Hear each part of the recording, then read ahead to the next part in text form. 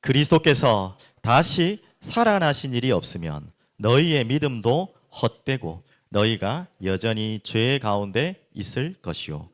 또한 그리스도 안에서 잠자는 자도 망하였으리니 만일 그리스도 안에서 우리가 바라는 것이 다만 이 세상의 삶뿐이면 모든 사람 가운데 우리가 더욱 불쌍한 자이리라.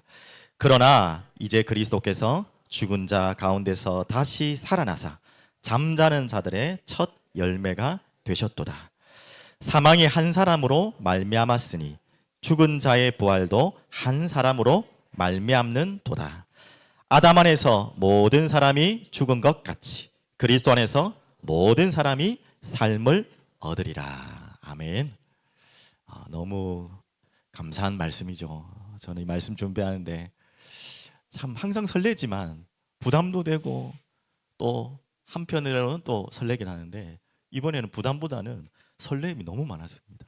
빨리 이 말씀을 우리 성도님들하고 나누고 싶은데 이 부활주일 얼마나 기쁜 날입니까? 어떻게 표현할지도 모를 만큼 기쁜 날인데 여러분하고 이런 말씀을 나누게 된 게 너무 감사하고 이렇게 귀한 말씀이 당연한 거지만 성경에 있다는 것만 해도 저는 감격했습니다. 오늘 제목을 여러분 보시면 아시다시피 잠자는 자들의 첫 열매라는 제목인데 여러분 정말 부활이 믿어지십니까? 참 여기서 대답하기 힘드시죠? 또 혹시나 또 왔다 갔다 하시는 분들은 더 그러실 겁니다. 근데 조금 이렇게 잘 이게 믿고 싶고 맞는 것 같고 하는데 한 번씩 좀 의심이 될 때가 있어요. 하는 분들께 뭐 희망을 드리자고 하면 아시다시피 이 부활은요 우리의 머리로 믿어지는 거 아닙니다. 절대. 또 여러분이 믿어지신 분들도 내가 믿은 게 아니에요. 절대. 믿어지는 게 아닙니다. 예를 한번 들어볼까요? 이 부활이 얼만큼 참 놀라운 사실이냐면 이미 아시다시피 예수님이 제자들에게도 부활의 약속을 다 하셨어요. 갑자기 아무 예고도 없이 짠 하고 나타나셨으면 안 믿을 수도 있고 놀랄 수 있지만 다 하셨다니까요. 그런데 모르겠습니다. 제가 성경을 잘 몰라서 그런지 모르겠지만 단 한 사람도 부활하실 주님을 기다리신 사람이 없어요. 부활하실 거라고 그 무덤을 지킨 여자 같죠? 여자분들이 있었잖아요. 아니에요. 그분들도 부활할 거라고 기다린 게 아니라 그냥 시체를 그냥 안타까운 마음에 기다린 거지. 그 중에 대표적인 이 부활의 증인 중에 누가 있냐면 야고보라는 분이 워낙 많아가지고 여러분 헷갈릴 텐데 예수님의 형제 야고보를 말하는 겁니다. 여기 오늘도 고린도전서 15장 보면 7절에 이렇게 나와요. 그 후에 야고보에게 보이셨으며 그래 나왔죠. 이 야고보가 어떤 야고보냐면 요한의 형제 야고보가 아니라 예수님의 형제 야고보를 말하는 것인데 결국 이후에는 초대교회 지도자가 되죠. 예수님의 형제인데 같이 살았을 거 아닙니까? 예수님을 믿었습니까? 안 믿었습니까? 부활의 주님 믿었어요? 안 믿었다니까요. 그만큼 사실적인 거고 또 어떻게 보면 신비로운 것입니다. 같이 살았던 형제도 예수님 안 믿었다니까요. 그런데 언제부터 믿게 됐냐? 부활의 주님을 만난 이후부터 이 야고보가 믿게 된 것입니다. 그리고 뭐죠? 완전히 이제는 교회 지도자로 바뀐 것이죠. 또 여러분 알다시피 엠마오로 가던 제자들을 아시잖아요. 낙심해가지고 예수님 죽었다는 것까지는 이제 다 아는 소식인데 그것으로 낙심해서 엠마오로 가던 제자들, 그 제자들에게 나타나셔서 예수님이 또 힘을 주는 메시지를 주는 본문도 여러분 아시죠? 또 한 번 더 얘기해 볼까요? 가장 부활을 믿어야 될 것 같은 그 한 사람 누굽니까? 베드로 또한 하물며 십자가 질 때 도망갔던 베드로 아닙니까? 이 베드로가 언제 바뀌었습니까? 부활하실 것을 기다려야 될 베드로가 언제요? 다 도망갔어요. 그리고는 부활의 주님을 만나고 난 다음부터 어떻게 바뀌었죠? 이 베드로가 사도행전 4장에 보시면 제일 베드로의 완전히 달라진 모습이 보이죠. 그렇게 겁쟁이였던 죽음을 두려워했던 베드로가 뭐라고 고백합니까? 말하지 않을 수 없다. 예수 그리스도 왜 말하냐? 예수 이름 왜 자꾸 말하냐? 다른 이로써 구원 얻을 수 없다. 천하 사람 중에 구원 얻을 이름 다른 이름이 어딨냐? 말하지 말하는데요. 내가 그것 말하지 않고 어떻게 하겠냐? 내가 이 일의 증인이다라고 죽이면 죽이라 이렇게 나오고 어떻게 사람이 이렇게 바뀝니까? 이건 역사적인 사건입니다. 이것을 통해서도 한 사람이 그렇게 바뀔 수가 없어요. 또 여러분 아시는 도마도 아시지 않습니까? 제자였지만 그렇게 믿지 못했는데 부활하신 주님을 보고 눈앞에서 그리고 손을 넣으면서 했던 고백이 나의 주 나의 하나님. 오늘 이 글을 쓴 바울도 마찬가지입니다. 15장 8절에 맨 나중에 만삭되지 못하여 난 나 같은 자에게도 보이셨다. 지금 제가 열거했던 많은 인물들의 특징이 무엇인지 알죠? 부활의 주님을 만나고 완전히 인생이 바뀐 것입니다. 여러분 그만큼 이 부활이라는 사건이 참 믿어지기 어렵고요. 또 반대로 말하면 부활의 주님이 믿어지면 모든 게 다 믿어지는 거예요. 오늘 여러분에게 그 은혜가 또 오늘 이 예배를 통해 임하는 시간 되길 바랍니다. 그래서 이런 뭐 마구잡이로 그냥 무조건 믿겠다고 하지 마시고 당연히 그게 은혜지만 작년에 아마 부활주일 날 여러분 기억나실지 모르겠네요. 뭐 저도 뭐 잊어버렸으니까 여러분들은 당연히 잊어버리실 줄 알고 한 번 더 질문합니다. 부활을 의심하라. 여러분 제가 작년에 드린 말씀 기억나시죠? 부활을 의심하라. 아니 부활을 믿어야지 무슨 의심합니까? 무조건 마구잡이로 믿으란 말이 아니에요. 진짜 이 부활이 어떤 의미인지. 그래서 제가 이 부활을 믿을 수 있도록 여러분에게 조금 팁을 드렸지 않습니까? 기억나십니까? 저는 항상 부활을 생각할 때마다 성경에 믿어지지 않은 많은 사건들, 놀라운 사건들을 볼 때마다 질문을 다르게 한다는. 자꾸 우리의 질문의 습관은 어떻게라고 하잖아요. 어떻게? 어떻게 죽은 사람이 살아나? 어떻게 뭐 여자 혼자서 아기를 가지고 아기를 낳아? 어떻게? 우리는 계속 그 질문을 하는 거예요. 자꾸 그렇게 되다 보니까 답이 없는 거죠. 그러면 그 말은 똑같죠. 하나님이 어떻게 이 세상을 만드셔서 똑같은 거예요. 어떻게라는 질문은 하나님께 드릴 수가 없는 질문입니다. 하나님이 못하실 게 없어요. 못하실 게 없이 창조하신 분이 죽은 사람 하나 살리는 거, 죽었다 살아나는 거, 그게 뭐가 어려워요? 그게 중요한 게 아니죠. 우리는 어떻게 질문을 들어가야 했죠? 어떻게는 하나님의 손에 있기 때문에 우리가 질문할 내용이 아니에요. 왜? 왜 죽었다 살아나셔야 되는 거예요? 왜 동정녀 마리아에서 나셔야 되는 거예요? 왜라고 질문을 계속 해보셔야 돼요. 그럼 이유가 있다면 하나님 못하시겠습니까? 이유가 있기 때문에 하나님 하신 것이죠. 자, 우리 아이들도 있고 하니까 뒤에 선물도 많고 눈이 안 돌아가시네요. 아무도 맞죠? 저 선물 말고 제가 따로 제가 선물 하나 드릴 테니까 한번 혹시 기억력 테스트가 되기도 합니다. 두 가지 질문을 드리겠습니다. 어른들은 좀 천천히 아이들 모를 때 혹시 대답 못할 때 해주겠습니다. 첫 번째 질문, 부활을 가장 먼저 본 사람은 누구일까요? 기억납니까? 은서. 와, 왜 이렇게 똑똑해요? 나 모를 줄 알았는데. 이거 너무 한꺼번에 다 맞춰가지고. 맞아요. 막달라 마리아와 함께 여인들이었죠. 맞죠?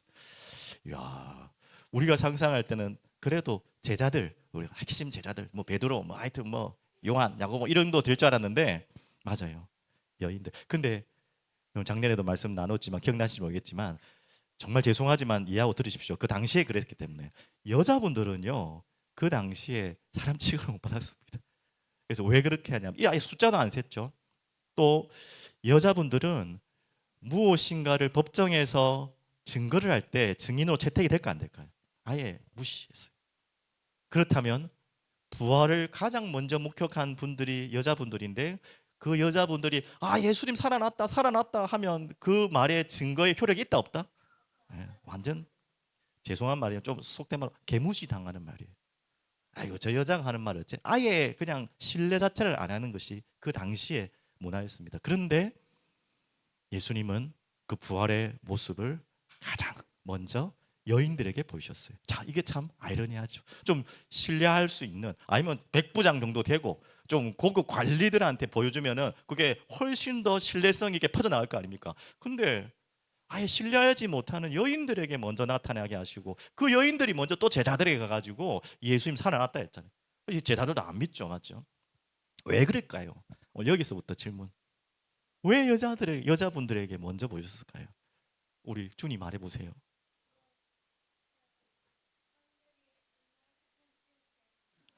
오, 역시 우리 똘똘한. 예, 맞아요. 이건 답이 없습니다. 솔직히 이건 답이 없는데 제가 나름대로 답을 좀 말씀드리면 이렇습니다. 그 자리에 있었기 때문입니다. 작년에 그렇게 말씀드렸는데 기억 안 나시죠? 맞죠? 그 여인들이 그 자리에 있었던 것입니다. 맞죠? 다 떠났는데 그 여인들이 뭐 부활을 기다리고 있은 건 아니지만 그 주님을 떠나지 못하고 그 곁을 지켰던 것이죠. 그래서 제일 먼저 본 것뿐입니다. 자, 여기에 대해서 우리에게 주시는 메시지가 또 한 가지 있죠. 뭡니까? 우리가 좀 뭐가 잘 안 믿어지더라도 이 여인이 정말 부활하실 주님이 믿어져서 기다려가지고 언제 살아나시나 이렇게 기다린 게 아니라니까요. 그냥 안타까운 마음이 있었던 것입니다. 오늘 여러분과 저희들에게도 중요한 신앙의 어떻게 보면 하나의 답이 될 수 있습니다.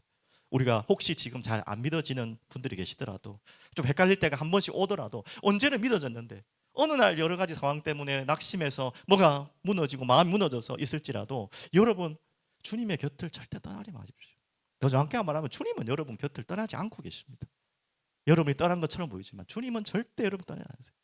그걸 첫 번째 기억했으면 좋겠고요. 자, 두 번째 질문.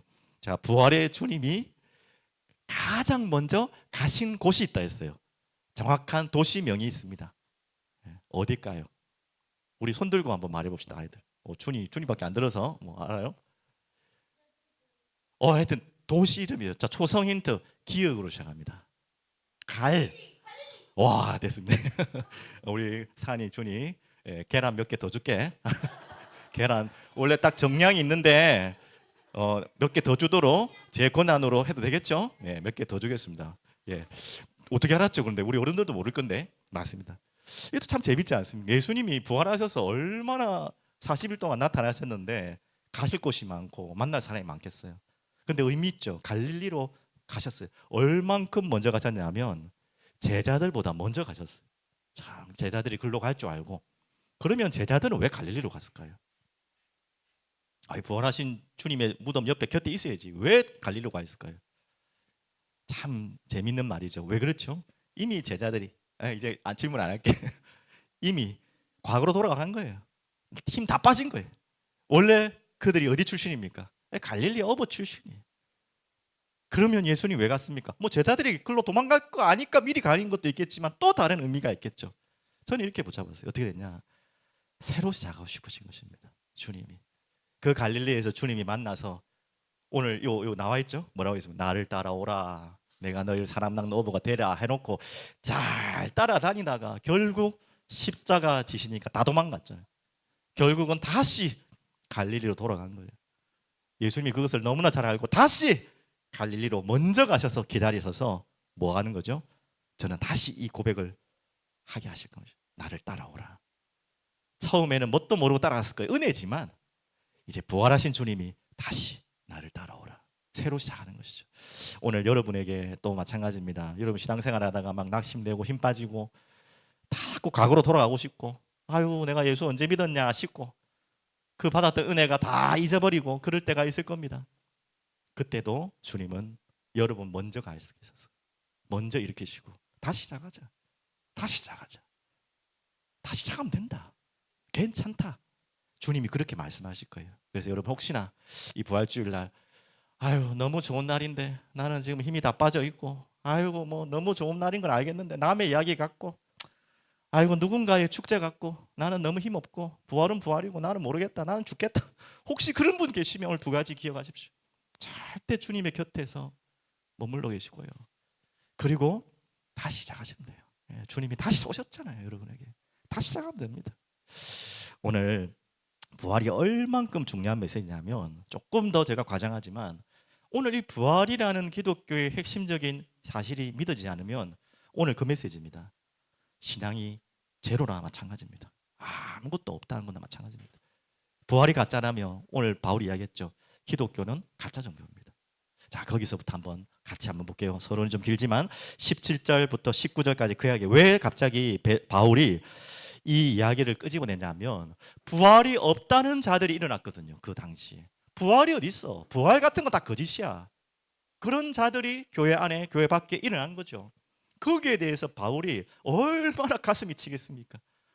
부활하신 주님을 만난 바울이에요. 반대로 말하면 부활하신 주님을 만나지 않았다면 바울이라는 인간은 없어요. 맞죠? 그 부활의 주님을 만난 바울이 이 소리를 들었단 말이에요. 부활 거 다 가짜야. 그 말은 부활의 주님도 가짜라는 말이잖아요. 그 말을 듣고 가만히 있을 수 있겠습니까? 거기에 대해서 한 맺힌 메시지가 오늘 메시지입니다. 이해되셨습니까? 17절부터 보십시오. 거기에 대해서 바울이 하는 이야기입니다. 자, 보시죠. 그리스도께서 다시 살아나신 일이 없으면 너의 믿음도 헛되고 너희가 여전히 죄 가운데 있을 것이요. 아마 이런 투로 말했을 것 같아요. 좀 더 단호하고 엄하게 말했겠죠. 또한 그리스도 안에서 잠자는 자도 망하였으리니 만일 그리스도 안에서 우리가 바라는 것이 다만 이 세상의 삶뿐이면 모든 사람 가운데 우리가 더욱 불쌍한 자느니라. 이렇게 단호하게 엄중하게 부활이 진짜라는 것을 선포하고 있습니다. 오늘도 여러분 이 자리에 부활이 가짜라고 믿고 싶지 않은 분이 있다면 빨리, 아이고 좀 조심스럽네요, 일어나서 집으로 가십시오. 여기 앉아 있을 필요가 없어요. 안 그렇습니까? 그 말이에요. 지금 바울이 하는 말이. 부활이 안 믿어진다, 부활이 가짜다, 부활이 뭐 말도 안 되는 소리다, 그게 안 믿어지고 믿고자 하는 마음이 없는 것은요, 모든 게 다 무너진 거예요. 우리의 신앙이 아무 필요 없게 되는 그 이야기입니다. 또 반대로 말하면 부활이 믿어졌다, 이 이야기입니다. 얼마나 어마어마한 이야기인지. 자, 그러면 여기서 오늘 좀 너무 오늘은 중요한 메시지입니다. 근데 이미 여러분이 다 알고 있는 메시지입니다. 혹여 모르시는 분들이 없어야 되는데 계실까봐 다시 한번 높아심으로 하나님이 저에게 말씀을 주신 것 같아요. 금요일에도 주셨고요, 또 새벽에도 또 드렸는데 우리가 평생 붙잡아야 될 답입니다. 바로 어떤 답입니까? 바로 그리스도. 그렇죠? 그리스도. 예수라는 이름이 무슨 이름인지 아시죠? 우리 아이들 다 알죠? 예, 어떤 이름입니까? 구원자. 조금만 더 정확하게 마태복음 1장 21절. 아들을 낳으리니 그 이름을 예수라 하라. 그 이름 뜻이 뭐예요? 자기 백성을 그들의 죄에서 구원할 자. 그래서 한마디로 구원자라고 해도 충분하죠. 맞죠? 그런데 그 예수의 이름이 반드시 그 뒤에 따라오는 또 호칭이 있죠. 그 호칭이 무엇입니까? 예, 그리스도. 뭐 우리 교회 성도님들은 모르시면 없겠지만 그리스도. 이 호칭은 이름의 한 부분이 아니고요, 직분을 말하는 것입니다. 맞죠? 얼만큼 중요합니까? 그러면 정말 이 그리스도라는 답은 어떤 답이냐면 바로 부활의 결론입니다. 신앙의 결론이고 부활의 결론. 예수님이 그러면 그리스도라는 사실의 증거가 뭐냐 이거예요. 이 세상에 많은 사람들이 내가 그리스도다, 내가 그리스도다, 성경에 그렇게 나왔잖아요. 그런 자들이 있고 그런 자들이 일어날 거라 그랬어요. 더 날 겁니다. 다 그리스도라 그러고 기적을 행하고 이적을 행하고 역사를 행하면 누가 그리스도인지 어떻게 합니까? 자, 그래서 독보적으로 유일하게 바로 그리스도의 증거 중의 증거가 뭐라고요? 아, 저분만이 구원자가 되겠구나, 저분만이 그리스도구나. 다 내가 그리스도로 가는데 절대 따라올 수 없는 게 있어요. 십자가에 죽는 것까지도 따라할 수 있죠. 뭐 죽을 수도 있으니까. 근데요, 이것은 못 따라요. 그게 무엇입니까? 오늘 부활입니다. 그만큼 중요한 게 부활이에요. 그래서 오늘 그리스도는 부활의 첫 열매, 그 누구도 시작하지 않았던 죽음을 이기신 부활의 첫 열매라는 오늘 답을 가지고 시작하는데요. 금요일에도 말씀 나눴지만 이 그리스도라는 단어는 여러분 그 뜻을 아시죠? 자, 우리 아이들 다 합시다. 그리스도 뜻이 뭐예요? 제 입을 잘 보세요. 입을 안 보네. 자, 시작. 기름. 그렇지. 기름 부음 받은 자. 기름을 부음 받은 자라는 뜻이에요. 그래서 이 그리스도는 왕, 제사장, 선지자, 이 구약의 세 직분의 기름을 부었던 것처럼 바로 성령으로 기름 부음 받은 왕과 제사장, 선지자 역할을 하신 바로 우리의 유일한 구원자라는 뜻이죠. 맞죠? 자, 그러면 이 그리스도, 오늘 이 그리스도의 부활의 증거 중에 그리스도의 증거 중에 중요한 증거가 부활이고 부활의 철매인데요. 자, 제일 먼저 이 그리스도의 뜻을 한번 가장 먼저 보겠습니다. 제일 먼저 어떤 뜻이라고요? 그리스도는 기름 부음 받은 자인데 가장 큰 선지자. 우리 아이들도 있으니까 다 같이 한번, 군대는 아니지만 복창해 볼게요. 자, 가장 큰 선지자. 제가 왜 이렇게까지 예배 시간을 하냐면 가슴에 담아야 돼요. 절대 잊어버리면 안 돼요. 가장 큰 선지자. 근데 왜 제가 가장 큰 선지자라고 했냐면 제가 정리한 단어가 아니라 우리의 믿음의 선배님들이 정리한 하이델베르그 요리문답에 이 그리스도를 정의해 놓은 내용이 있기 때문에 제가 그대로 한 것입니다. 가장 큰 선지자. 여러분 반드시 이 부활주일날 여러분 아셔야 됩니다. 자, 먼저 정리해낸 내용을 볼게요. 자, 앞에 다 같이 우리 하이델베르그 요리문답에 우리 믿음의 선배님들이 정리한 선지자의 그리스도의 선지자 역할에 대한 답입니다. 다 함께 읽겠습니다. 우리의 가장 큰 선지자와 교사가 되셔서 우리의 구속에 대한 하나님의 오묘한 경륜과 뜻을 우리에게 완전하게 계시해 주시며, 분명히 나와 있죠. 가장 큰 선지자다. 그렇게 나와 있죠. 우리의 가장 큰 선지자. 구약에 많은 선지자들이 오고 갔지만 그 선지자와 비교할 수 없는, 그냥 큰 선지자도 아니고요, 가장 큰 선지자의 역할을 하신 것이죠. 그 역할이 뭐라고요? 우리의 구속, 구원에 대한 하나님의 오묘한 경륜과 뜻을 우리에게 보여줬다는 거예요. 계시해줬다는 거예요. 열어주셨다는 것이죠. 자, 거기에 대한 우리 성경을 한번 보겠습니다. 자, 증거죠. 정말 예수님이 그리스도이시고 선지자가 맞으신지, 가장 큰 선지자 맞으신지 다 함께 읽을게요. 모세가 말하되 주 하나님 너희를 위하여 너희 형제 가운데서 나 같은 선지자 하나를 세울 것이니 너희가 무엇이든지 그의 모든 말을 들을 것이라. 맞죠? 바로 이 모세가 말한 그 선지자가 바로 예수님을 말하는 것입니다. 자, 또 한 구절 더 보겠습니다. 본래 하나님을 본 사람이 없으되 아버지 품속에 있는 독생하신 하나님이 나타내셨느니라. 이 예수님이 나타내시려고 하는 것은 하나님을 나타내시려고 하는 것이죠. 하나님이 어떤 분인지, 어떻게 하나님을 알게 되는지, 하나님을 믿게 되는지, 그것을 알리기 위해, 우리를 구원하기 위해서 구속의 메시지를 전하러 오신 분이고 자신이 또한 그 메시지의 주인공이었죠. 자, 그러면서 우리가 잘 알고 있는 말씀입니다. 시작. 내가 진실로 진실로 너에게 이르노니 내 말을 듣고 또 나 보내신 이를 믿는 자는 영생을 얻었고 심판에 이르지 아니하나니 사망에서 생명으로 옮겼느니라. 저기서 분명히 전제되어 있죠. 이르노니 내 말을, 이 예수님이 하신 말씀이에요. 예수님의 말씀을 통해서 누구를 알게 한다고요? 나를 보내신, 예수님을 보내신 성부 하나님을 믿는 자는 영생을 얻는다는 것입니다. 심판에 이르지 아니하고 사망에서 생명으로 옮기는 구원의 길이 열린다는 것이죠.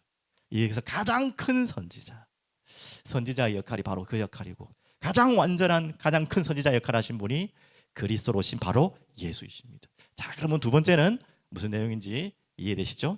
자, 우리는 제사장이라고 해야 되겠지만 우리의 모범적인 하이델베르그 요리 문답에는 이렇게 나와 있어요. 유일한 대제사장. 그냥 제사장과 구분되어야 되잖아요. 구약의 많은 제사장 중에 또 하나의 제사장이 아니라 유일한 대제사장인 걸 알아야 됩니다. 자, 먼저 한번 볼게요. 하이델베르그에는 이렇게 표현하고 있습니다. 우리의 유일한 대제사장이 되셔서 자기 몸을 단번으로 제물로 드려 우리를 구원하시고 지속적으로 우리를 위하여 성부 하나님께 간구하시며. 자, 이 대제사장의 역할이 지금 여러분 딱 정리되십니까? 조금 표현이 조금 어렵게 되어 있지만 첫 번째는 알죠? 속죄물로 우리의 죄를 속해 주시는 역할이고, 그것이 끝이 아니고 뒤에 나와 있죠. 성부 하나님께 간구하시는 중보자의 역할을 하고 계신 것입니다. 이 두 가지가 바로 우리의 대제사장 되시는, 우리의 유일한 대제사장 되시는 그리스도 되시는 예수님이 하시는 일입니다. 자, 그러면 성경 구절을 한번 확인해 보겠습니다. 다 함께 봅니다. 증언하기를 내가 영원히 멜기세덱의 반차를 따르는 제사장이라 하였도다. 이 부분은 조금 설명이 필요하죠. 여러분 성경 읽다 보면 멜기세덱 반차, 이게 참 중요한 것 같은데 뭔 말인지 잘 모르시는 분이 많죠. 반차라는 말은 대열을 말하는 거예요. 계열을 말하는 것이고요. 멜기세덱은 아시다시피 아브라함 때 왔던 살레마 멜기세덱, 어디서 왔는지 어디로 가는지 모르는 아주 신비로운 인물입니다. 이분이 제사장의 역할을 하면서 왕의 역할을 했던 분이죠. 그래서 이 멜기세덱이 바로 예수 그리스도를 예표한다라고 말하고 있는데, 우리가 논리적인 분이라면 질문하셔야 돼요. 제사장이라고 해놓고 예수님은 제사장 지파가 아닌데, 유다 지파인데, 레위 지파가 아니잖아요. 그러면 어떻게 레위 지파도 아닌데 대제사장이 될 수 있냐? 이렇게 정말 똑똑하신 분들 물어본다면 거기에 대한 히브리서 기자의 대답입니다. 레위 지파로, 제사장 지파로 태어나지 않았지만 유다 지파로 왔지만 멜기세덱의 계열에서 왔다는 거예요. 아론의 계열에서 온 그런 제사장이 아니라, 그런 제사장과 구별된 멜기세덱, 하나님이 직접 보내신 바로 저 멜기세덱의 계열에서 왔다. 그러니까 일반 제사장과는 비교할 수 없는 제사장이죠. 그 이야기입니다. 자, 그래서 이렇게 하는 거예요. 구약의 제사장들이 할 수 없었던, 자, 같이 읽을게요. 염소와 송아지의 피로 하지 아니하고 오직 자기의 피로 영원한 속죄를 이루사 단번에 성소에 들어가셨느니라. 여기에서 중요한 단어가 나오죠. 오직 자기 표로 어떤 속죄? 영원한 속죄. 그러면 제사장들이 했던 속죄는 영원한 속죄가 아니라는 것이죠, 맞죠? 그때 속죄. 계속 양을 잡아야 되는 거예요. 하지만 예수님은 영원한 속죄. 또 무엇입니까? 단번에 이제 성소에 들어가셨느니라. 바로 유일한 대제사장이신 바로 그리스도, 그분이 예수시다. 자, 한 구절만 더 봅니다. 누가 정죄하리요? 죽으실 뿐 아니라 다시 살아나신 이는 그리스도 예수시니 그는 하나님 우편에 계신 자요 우리를 위하여 간구하시는 자시니라. 너무 감사하죠. 우리를 위하여 뭐 하신다고요? 간구하시는 자시라. 그래서 중보자 예수님, 성령님도 우리를 위해 친히 우리를 위해 간구하시지만, 그래서 보혜사라 그러잖아요. 예수님 또한 보혜사예요. 우리를 위해서 저렇게 친히 간구하시는 거예요. 우리의 중보자 되시는, 바로 이게 제사장의 역할입니다. 구약의 제사장도 제 역할을 했죠. 속죄와 함께 우리의 인류의 자신, 우리 이 백성들, 이스라엘 백성들의 죄를 대신 그 역할을 했던 중보자의 역할을 했죠, 맞죠? 바로 이 일이 대제사장 대신 유일한 대제사장이신 예수님의 일이십니다. 자, 마지막 세 번째 아시죠? 이 왕은 왕인데 구약에도 많은 왕이 있었어요. 그 왕하고는 비교할 수 없죠. 이스라엘 백성들은 착각한 게 그런 구약에 그 중에 특히 대표적인 왕 다윗과 같은 왕을 기다렸지만 그 다윗과 같은 왕하고도 비교할 수 없는 그 다윗의 왕권도 죽음으로 끝났지 않습니까? 그 다윗에게 하나님이 말씀하신 영원한 왕권은 다윗을 말하는 것이 아니라 예수 그리스도의 왕권을 이야기하시는 것이 맞죠. 영원하신 왕이다. 그냥 잠시 권력 잡고 내려오는 그런 왕이 아니라는 거예요. 자, 그러면 하이델베르그는 어떻게 말하고 있는지 한번 보십시오. 우리의, 저기 나왔죠? 영원하신 왕이 되어서 말씀과 성령으로 우리를 다스리시며 그의 구속으로 말미암아 우리에게 주신 자유 안에서 우리를 지키시고 보호하시기 때문입니다. 자, 유일하신 왕인데 그 왕이 어떤 일을 하는지 제가 나와 있죠. 우리를 다스리시며, 이게 중요하죠. 그리고 우리를 구속으로 말미암아 우리에게 주신 자유 안에서 우리를 지키시고 보호하신다라는 뜻입니다. 그 안에 이제 우리의 대적을 물리치고 보호하는 그 안에 내용까지 같이 포함되는 것입니다. 그래서 왕하면 우리의 통치, 다스림, 이게 또 먼저 생각이 나셔야 돼요. 자, 그러면 성경 구절 보겠습니다. 이러므로 하나님이 그를 지극히 높여 모든 이름 위에 뛰어난 이름을 주사 하늘에 있는 자들과 땅에 있는 자들과 땅 아래에 있는 자를 모든 무릎을 예수의 이름에 무릎 꿇게 하시고 모든 입으로 예수 그리스도를 주라 하시나요 하나님 아버지께 영광을 돌리게 하셨느니라. 우리의 영원한 왕으로 영광 받으실, 다스리실, 모든 무릎이 그 앞에 꿇을 수밖에 없는 영원하신 왕권을 가지신 분이죠. 또 한 구절 더 보겠습니다. 다 함께 읽겠습니다. 그들이 어린 양과 더불어 싸우려니와 어린 양은 만주의 주시오 만왕의 왕이시므로 그들을 이기실 터이요 또 그와 함께 있는 자들 곧 부르심을 받고 택하심을 받은 진실한 자들도 이기리로다. 예수님께서 승리하셨습니다. 아시잖아요. 마귀를 멸하시고 흑암의 권세를 꺾으시고 사망 권세를 이기시고 또한 우리 또한 이기도록 우리 또한 그 은혜를 우리에게 주신 영원하신 왕이다. 오늘 이 답을 여러분 이 부활주일날 꼭 기억하십시오.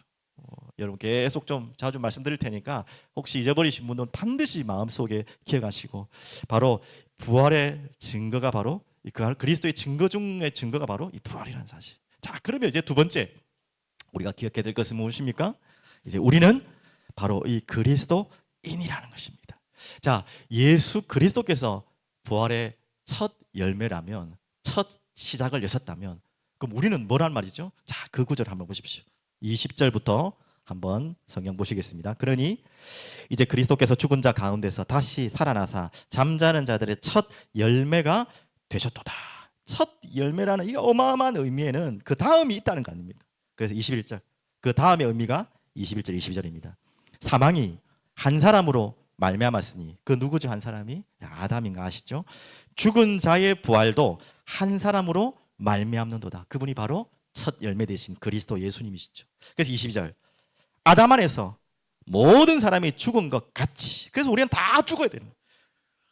태어나는 순간부터 죽은 상태로 태어나는 거예요.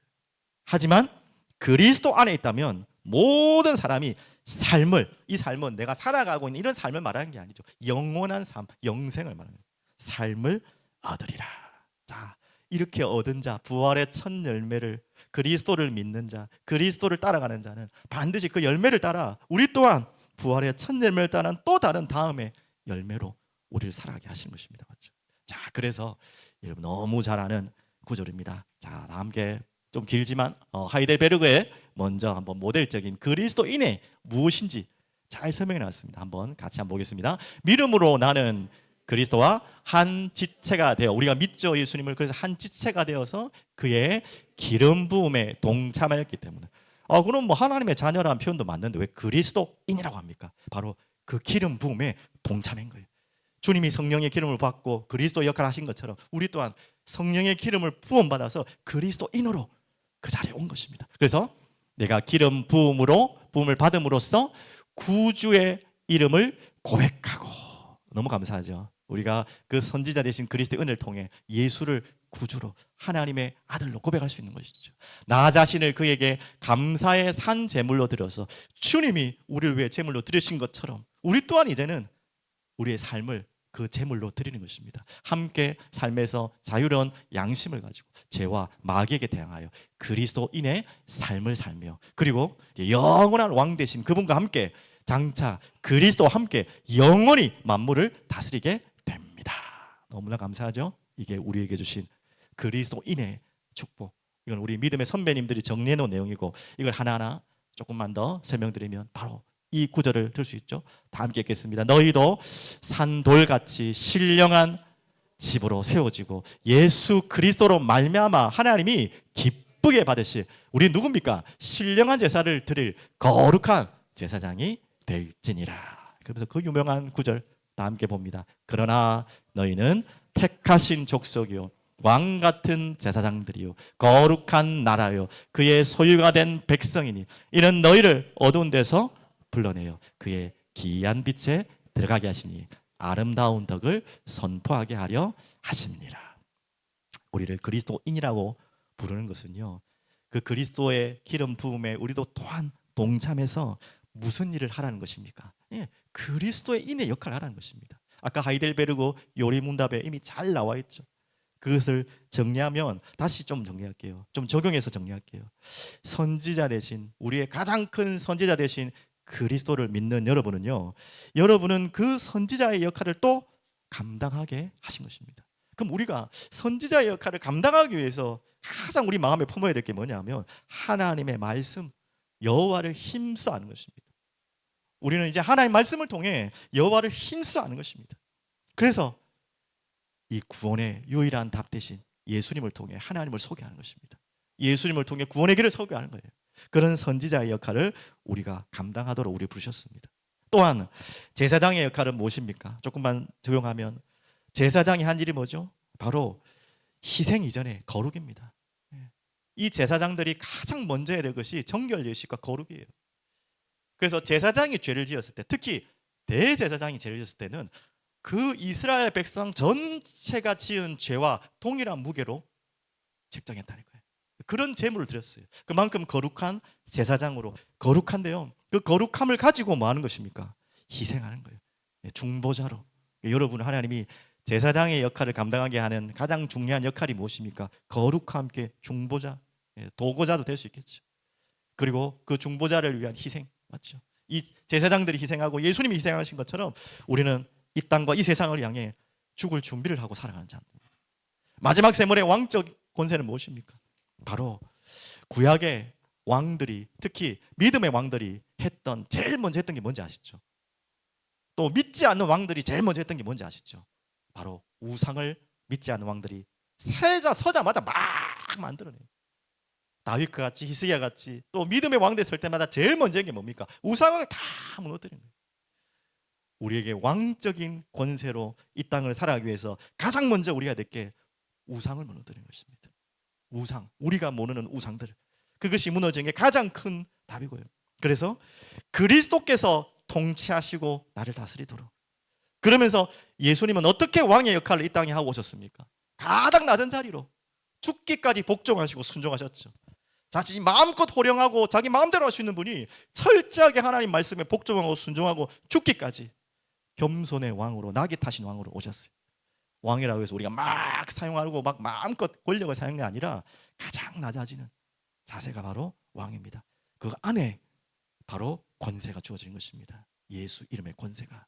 오늘 이 부분을 잘 기억하시고 내가 그리스도인으로 어떻게 살아야 될지, 어떻게 살아가는 것이 맞는 것인지 오늘 중요한 답을 찾는 귀한 은혜 있기 바랍니다. 마지막 결론으로, 자, 오늘 성만찬이 바로 준비되어 있습니다. 성찬이라고도 하지만 또 성만찬이라는 표현도 있습니다. 이 의미를 조금 설명드리겠는데요. 부활을 본 자의 성만찬. 원래 성찬식은 언제 제정됐죠? 다 아시죠? 예수님이 십자가 지시기 전에 성만찬이 제정되었습니다. 근데 한번 상상해 봤어요. 그 성만찬에 참석하는 제자들은 진짜 알았을까? 의미를. 예수님이 설명 다 해주셨지만 뭐 지식으로는 알았겠지만 잘 몰랐을 것 같아요. 맞죠? 뭐지 이게? 살이다? 피다? 알듯 말듯 했을 거예요. 안 그렇겠습니까? 맞죠? 근데 그 이후에 예수님이 십자가를 보고 비록 도망갔지만 다시 찾아오신 부활의 주님을 만나고 또 그 이후로 계속해서 이 예수님이 말씀하신 대로 성만찬을 했겠죠. 어땠을까요? 그거 상상해 보십시오. 여러분과 저는 감사하게도 지금 그 자리에 와 있어요. 예수님이 부활하신 이후에 부활하신 주님이 우리와 함께 하셔서 그 마음속에서 성만찬하는 거예요. 예수님 죽이시기 전에 제자들과 한 성만찬 너무나 귀하죠. 우린 그걸 모델로 삼고 따라가지만 그때 했던 성만찬과 직접 살아계셨지만 부활의 주님을 만난 이후에 초대교회에 모였던 성만찬은 차원이 달랐을 것 같아요. 무슨 말인지 알겠죠? 오늘 여러분과 저희가 해야 될 성만찬의 의미는 그것입니다. 정말 얼마나 감사합니까? 그래서 부활을 본 자들의 특징이 무엇인지 아십니까? 부활을 하신 주님을 만난 자들의 특징이 뭐냐? 그 전에 아까 말했던 성만찬, 예수님이 돌아가시기 전에, 부활하시기 전에 그 제자들의 특징은 뭐였냐? 그 당시에 성찬에 참여했던 자들의 특징은 제가 함부로 말할 수 없지만 다 살려고 하는 자들이, 살려고, 어떻게 하는지 살아보려고, 살려고 하는 자들이. 그러니까 예수님 죽으시니까 다 살아보려고 도망갔잖아요. 자, 그 이후에 우리는 성경에는 안 나와 있지만 부활하신 주님 이후에 나와 있죠. 뭐 사도행전에도 뭐 나와 있으니까 부활하신 주님을 만난 이후에 성찬에 참여한 자들은 어떤 마음으로 참여했겠습니까? 성찬에 분명히 그랬어요. 다 죽으려고 참여했을 거예요. 예수님이 직접 성만찬을 했을 때 다 한번 살아보려고 막 먹었을 거예요. 하지만 그 이후에 죽으심을 확인하고 살아나신 주님을 본 이후부터 성만찬에 참여했던 모든 그 제자들과 사람들은요, 죽으려고 했을 것입니다. 이 죽음의 의미는 무슨 말인지 알겠죠? 예, 내가 죽고 그리스도께서 나와 함께 하시는 것입니다. 내가 죽기를 원합니다. 주님의 죽으심을 봤잖아요. 그것이 어떤 사건인지. 그리고 그게 끝이 아니죠. 주님이 살아나신 걸 봤잖아요. 그래서 그들은 죽음이 두렵지 않았던 거예요. 죽음을 이기신 주님을 봤기 때문에 여러분과 저희가 그걸 보기 바랍니다. 죽음을 이기신 주님을 보시기 바랍니다. 그때처럼 진짜 눈앞에 아른거리고 나타나신 주님은 볼 수 없겠지만 그때보다 더 우리는요, 주님을 볼 수 있어요. 어떻게 봅니까? 말씀이 살아계시잖아요. 기도 속에서 살아계시잖아요. 우리들의 삶을 돌아볼 때 우리는 부정할 수 없잖아요. 나 같은 인간이 이 자리에 앉아있는 것만 해도 주님 살아계셔서 앉아있는 거지. 또 여러분이 복음을 증거해 보십시오. 그 말씀을 붙잡고 한순간에 안 바뀌겠지만 바뀌어가는 사람들을 보라니까요. 나를 보고 사람들을 보라니까요. 어떻게 주님이 살아계신 것을 부정할 수 있겠습니까? 여러분, 그렇게 주님이 살아계신 것을 여러분 날마다 보고 확인하고, 오늘은 보고 확인하는 정도가 아니라 먹는 시간이에요. 예수님 말씀하신 것처럼 나를 먹고 나를 마시는 자는 영원히 죽지 아니하리라. 오늘 여기에 놓여있는 빵과 잔은 당연히 예수님의 실제 몸은 아닙니다. 하지만 우리가 믿는 것은 영적으로 임재하심을 믿는 거예요. 천주교에서 믿는 그런 화채설, 진짜 뭐 몸이 돼가지고 오시는 것은 안 믿습니다. 또 쩌빙길러가 말했던 것처럼 그냥 하나의 기념이지, 뭐 그래 큰 뭐 기념이지 실제로 뭐 이런 건 아니다. 그것도 저희들은 믿지 않습니다. 우리가 믿는 것은 칼빈이 말했던 실제로 영적으로 이 떡에 저 잔에 성령님이, 하나님이 임재하신다는 사실을 믿고 우리는 성찬에 참여하는 겁니다. 그래서 우리는 보고 듣는 것 정도 아니라 그분을 먹는 거예요. 그게 성찬이에요. 어마어마한 이야기. 여러분, 이 부활하신 주님을 믿고 성찬에 참여하는 여러분 되기를 간절히 기도드리겠습니다. 기도합니다. 살아계신 주님, 감사합니다. 찬양합니다. 오늘 너무나 기쁘고 감사하고 행복한 날을 허락하여 주신 것 감사합니다. 오늘 주님을 찬양합니다. 예배합니다. 영광을 받아 주시옵소서. 예수 그리스도 이름으로 기도드립니다. 아멘. 우리 하나님